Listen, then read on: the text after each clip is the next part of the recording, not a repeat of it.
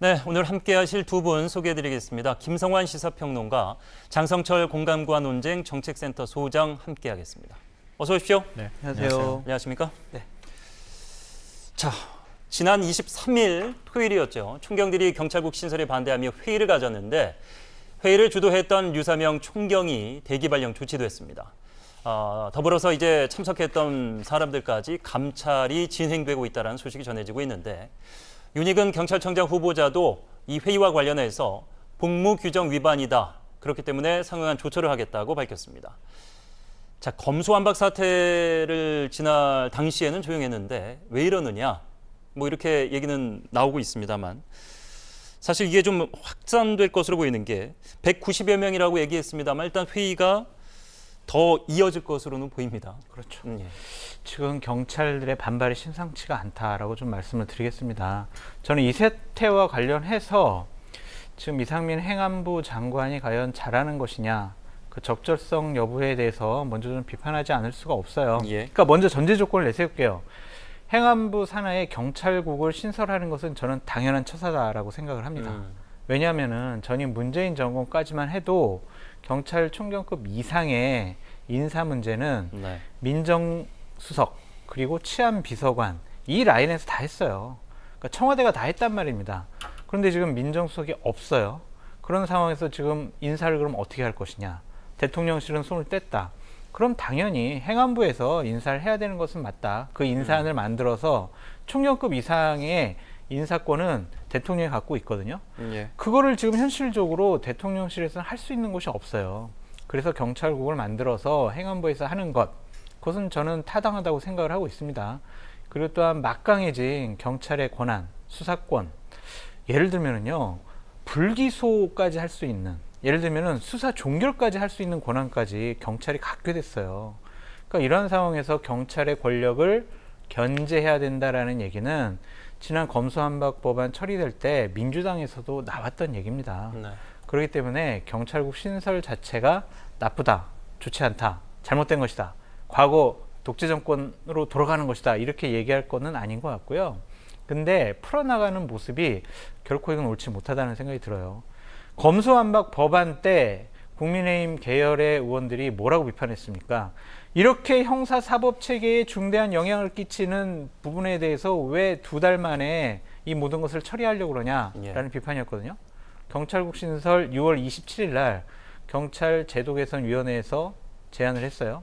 그러고 나서 지금 한 달 만에 모든 것을 확정짓겠다? 이것은 좀 옳지 않은 것 같아요. 정말 공청회도 열고 국회에서 논의도 해보고 그리고 경찰들의 얘기도 들어보고 사회적 합의를 통해서 해나가는 게 맞지, 이런 식으로 밀어붙이고 또한 자신들의 의견을 표명하는 이런 경찰들에 대해서 찍어 누르려는 듯한 모습을 취하는 것은 결코 옳지도 바람직스럽지도 않다라고 말씀드립니다. 예. 뭐 경찰청장 후보자까지 나서서 부적절성을 언급을 했는데 대기 발령이 바로 났습니다. 류 총장은.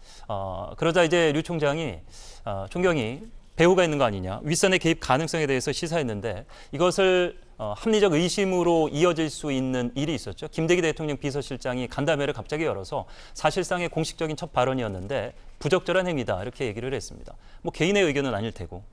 예. 뭐 대통령의 의중을 반영한 것이다 이렇게 볼 수밖에 없는 거죠. 뭐 비서실장이 그런 역할을 하는 자리 아니겠습니까? 근데 저도 깜짝 놀랐어요. 발언 내용 보면서. 이상민 특히 행안부 장관이 하나회에 비유하면서 12.12 군사 쿠데타와 비교를 한 거예요. 이번에 잠시 후에 그 검찰이 부분을 좀 판단한 자세히 부분들은. 살펴보고요. 네, 저는 그 생각 들었는데요. 박정희 전 대통령 시절에 중앙정보부라고 하는 정보 조직이 있었잖아요. 근데 군 정보 조직이 여러 개로 나눠져 있어요. 기무사, 보안사, 정보사. 처음에 그런 기관들이 있었던 게 아니었거든요. 네. 왜 그렇게 정보기관들을 잘게 쪼갰느냐. 본인이 군사 쿠데타로 집권을 했는데 누군가가 또 쿠데타 일으킬까 봐 겁이 나서 그랬다고 하는 뒷얘기가 있어요. 그러니까 끊임없이 내부적으로 견제하고 감시하게 만드는 시스템을 만드는 거예요. 윤석열 정부도 저는 비슷하다는 생각을 하게 돼요. 그러니까 본인이 항명하고 본인이 이른바 배신하고 이렇게 한 사람들은요, 항명하는 사람, 배신하는 사람이 제일 끔찍히 싫은 겁니다. 그러니까 지금 보이는 행태가 딱 거기에 맞는 거 아닌가 이렇게 생각이 되거든요. 그러니까 그러니까 검찰 내부의 반발을 통해서 검찰총장과 검사들이 한 몸이 돼서 사실은 대통령한테 집단 항명한 거 아니에요? 이 검찰이 그런 모습들을 그동안에 보여왔던 거고요. 근데 그러고 난 다음에 집권한 다음에 경찰을 개혁하는 거, 뭐 물론 저는 통제하는 거 일부분 필요하다고 생각하는데요. 경찰 내부에서 여러 가지 의견이 나올 수 있는데 그걸 집단 반발로 규정하고 항명 사태로 규정하고 그거를 이른바 징계의 대상으로 삼는다. 그 어떤 국민들이 납득할 수 있겠습니까? 그러니까 앞서 말씀하셨던 것처럼 경찰을 통제할 수 있는 방안 필요하다고 생각해요. 근데 그 방안이 유일하게 이른바 치안본부가 연상되게 하는 경찰국을 신설하는 네. 이런 방안들이 정말 대안이 될 수 있습니까? 저는 거기에 대해서 동의하지 않아요. 그러니까 일선 경찰들도 마찬가지일 거예요. 경찰이 해야 할 역할이 굉장히 커졌다는 거 잘 알고 있을 거예요. 왜 모르겠습니까? 근데 경찰 입장에서 지금 경찰국을 신설하는 이런 방안은 아니다 이렇게 보고 얘기하고 있는 거예요.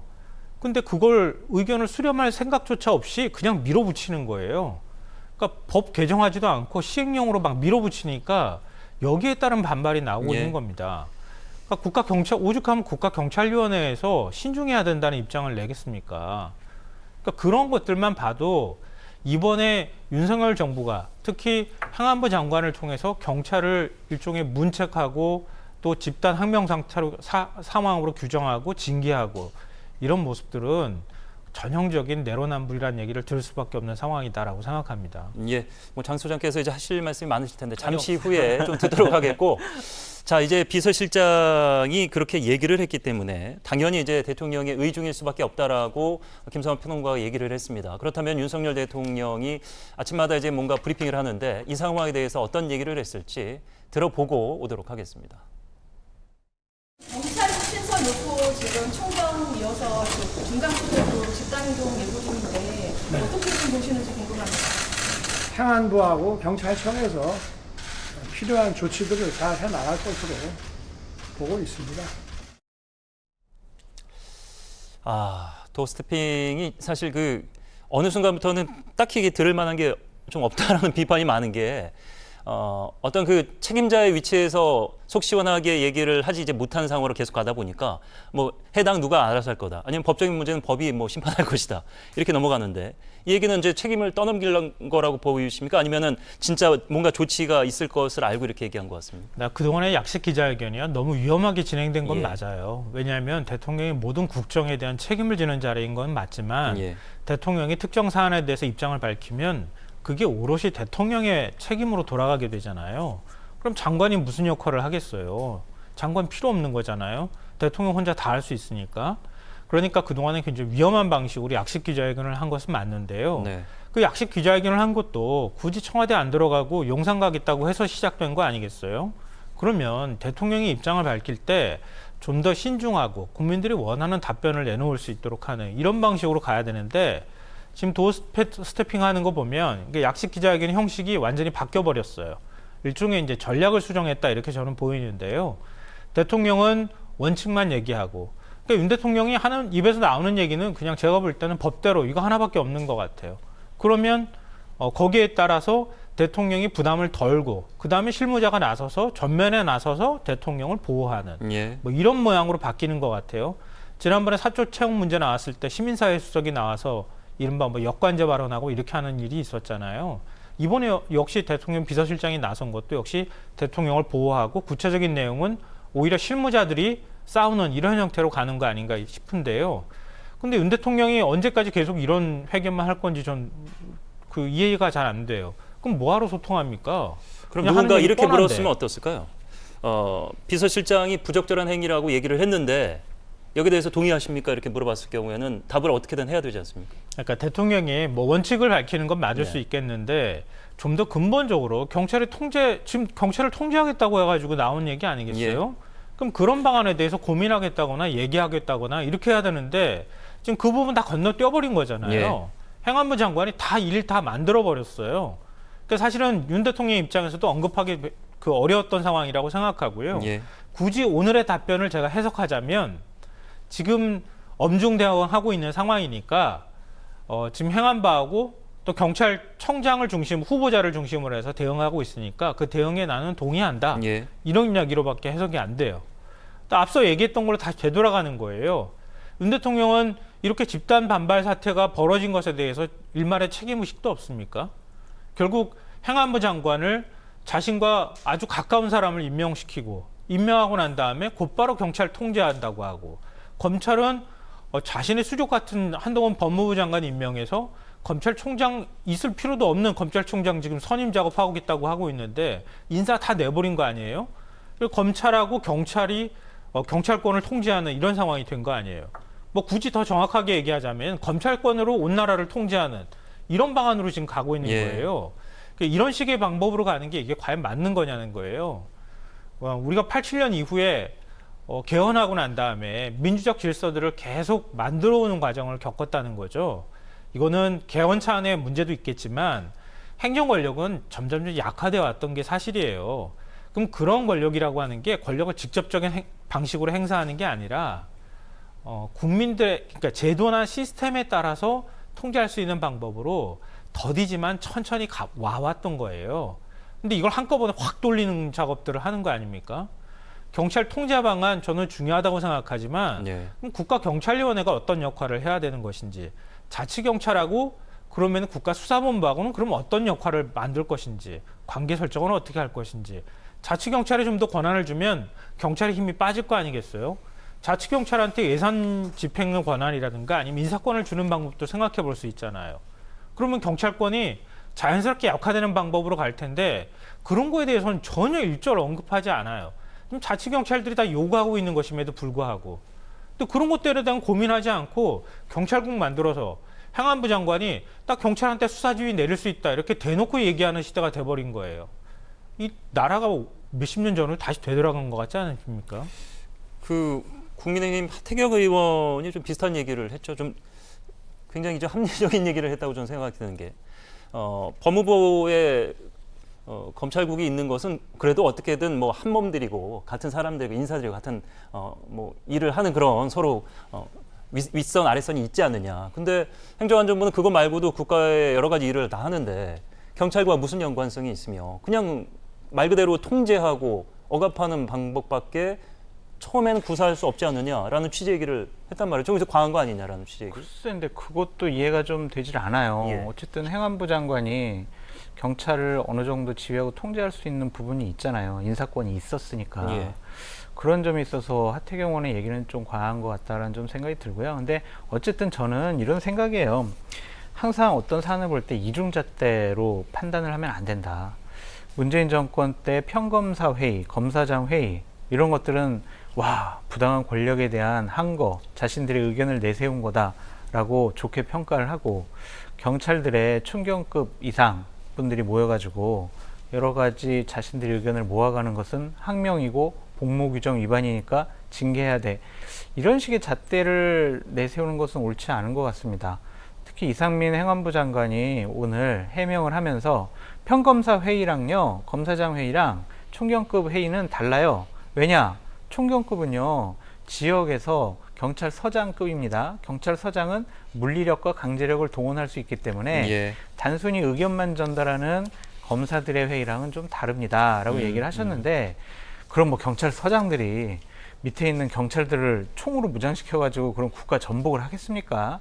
자신들의 의견을 안 들어주니까 자신들이 모여서 의견을 전달한 거다라고 봐야지 이것을 인사권을 갖고 있다고 징계권을 갖고 있다고 이런 식의 판단을 하는 것은 아무리 생각해도 저는 옳지 못한 것 같아요. 지금 뭐 자막으로 나가고 있습니다만 군으로 치면은 각자의 위수 지역을 비워놓고 모임을 한 건 거의 하나회. 근데 이게 토요일에 있었단 말이죠. 그리고 수장들만 모였는데 뭐 현업은 안 합니까? 이게 말이 안 되는 얘기고. 12.12 쿠데타를 얘기를 했는데 79년에 이제 11.6 박정희 암살 이후에 당시에는 물론 대통령이 있었습니다만은 국가 거의 공백 상태. 행정 공백 상태 그리고 군이 거의 전국을 장악하던 시절에 있었던 그 사안이랑 이걸 비교한다는 것 자체는 뭐 장관으로서는 좀 부적절한 발언 아닌가? 그 뭐 제가 얘기할 얘기를 사회자께서 다 하셔가지고 어떻게 생각하시나요, 저? 그러니까 저 이상민 행안부 장관이 판사 출신인데 왜 저런 식의 오도된 판단을 하는지 솔직히 이해를 못하겠고요. 권력을 잡고 있다고 그래서 모든 것을 자신들의 뜻대로 신념과 고집대로 할 수 있다라는 것은 착각이에요. 논의를 해가란 말이에요. 중대한 변화잖아요. 경찰, 견제, 균형, 권력 분점에 대해서 여러 가지 중대한 변화를 이끌어내는 것을 왜 저렇게 밀어붙이냐고요.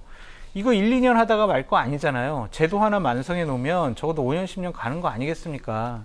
그러니까 저는 거듭 얘기할 수밖에 없지만 급하게 밀어붙이듯이 강제적으로 이렇게 하는 것은 옳지 않은 것 같아요. 그것은 제도적인 개선이 아니라 폭력적인 행동이다라고 말씀드리고 싶습니다. 사실 그 진영이 바뀌었습니다만 과거에 제가 이 시간에 두 분과 함께 할 때도 기억이 나는 것이 추미애 법무부 장관이 당시에 이제 갈등을 빚고 있던 시점에 비슷한 얘기 좀 하지 않았습니까? 너무 공격적으로 그리고 너무 감정적으로 대하면은 이게 이제 확전이 되고 수습하기가 더 어려워지는데 지금 이상민 장관이 똑같은 행동을 보이고 있는 거 아닌가? 그러니까 우리가 이제 정치에서 그런 얘기 많이 하잖아요. 화가 난 사람은 화를 내게 해야 되는 거예요. 네. 그래야 그 화가 풀리는 거잖아요. 그러니까 갈등이 일어나면 그 갈등을 좀 어느 정도 감수하더라도 그 갈등이 충돌하거나 서로 간에 토론을 하는 장이든 아니면 논쟁을 하는 장을 만들어야 그래야 어느 정도 이해하고 풀리는 거예요. 그럼 예를 들어서 지금 이제 경찰국 신설하겠다고 하는데 경찰 대다수가 사실은 동의하지 못하는 거잖아요. 왜냐하면은 경찰 직장 여부에서도 반발하고 있는 상황이고요. 총경급이 600명 정도 되는데 357명인가가 모인 사람은 190명이지만 무궁화 화환 보내고 이런 사람들까지 의사 표현한 사람들까지 합하면 절반이 넘는 상황인 거예요. 그럼 반발을 왜 반대할까? 이런 문제에서부터 시작돼야 되는 거예요. 논쟁을 풀어갈 때. 근데 서장급 회의에 연다고 하는 얘기 듣자마자 해산 명령 내려요. 해산 명령 내리고 난 다음에 거기에 관련자들 문책하겠다고 덤비고요. 그러고 나니까 경찰들이 더 반발해요. 반발하니까 닷새 뒤 30일 날 전국 팀장회의 또 연다잖아요. 그러니까 일선 경찰 회의까지 또 열 판이에요. 이렇게 가면. 서로 논쟁이 있으면 거기에 따르는 의견을 수렴하는 과정을 밟아나가거나 그 반발의 목소리에 뭐 일정 부분 귀를 기울이거나 이런 방식을 통해서 풀어가야 되는데 그게 아니라 위에서 위압적으로 확 눌러버리는 거예요. 누르면 오히려 더 튕겨져 나가겠죠. 근데 검찰 조직은 사실 2,200명밖에 안 되는 조직이에요. 검사 숫자로 말하면. 그리고 검사 그만둬도 나가서 변호사 할 수도 있어요. 변호사 하면 더 많은 이익이 돌아올 수도 있어요. 돈도 더 많이 벌어요, 사실은. 근데 경찰은요, 지금 목 내놓고 싸우고 있다 그러잖아요. 경찰은 경찰 그만두면 할 게 사실 없는 사람들이에요. 그냥 공무원들이에요. 공무원들이 왜 이런 반발을 하고 있는가를 들여다볼 생각은 하지 않고 무조건 징계하겠다. 이렇게 나오니까 오히려 더 반발이 커지고 있는 거 아닌가 이렇게 생각되고요.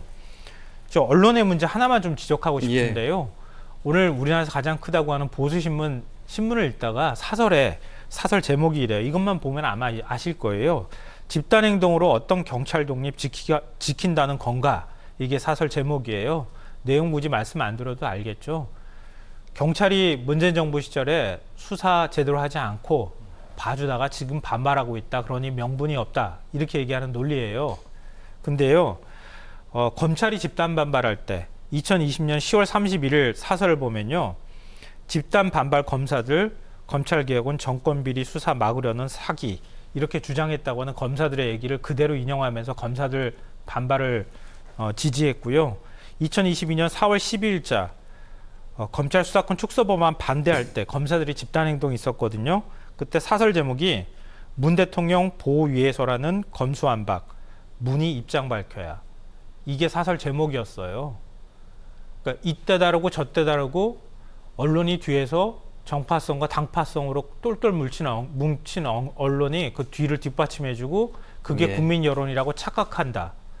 이 악순환되는 거거든요. 박근혜 정부 때도 비슷한 현상이 계속 나왔었어요. 그 이전에도. 그러니까 이걸 여론이라고 받아들이면 절대 안 된다.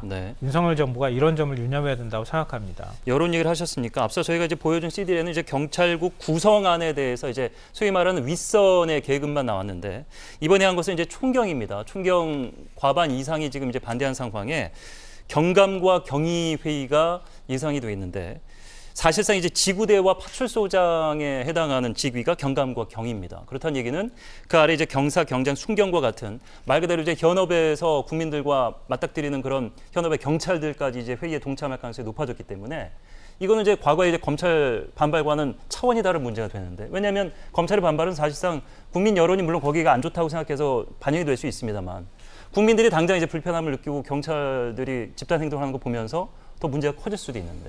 그러니까 복무 규정을 위반하지 않는 상황 하에서 자신들의 의견을 전달했으면 좋겠다라는 생각이 듭니다. 경찰 공무원이잖아요. 예. 국민의 생명과 안전을 지키는 최일선에서 일하는 분들인데 그분들이 민생 이런 것들을 좀 버리고 자신들의 인사권을 지키기 위해서 기득권을 지키기 위한 그러한 모습을 보이는 것도 저는 옳지 못하다라는 좀 생각이 들어요.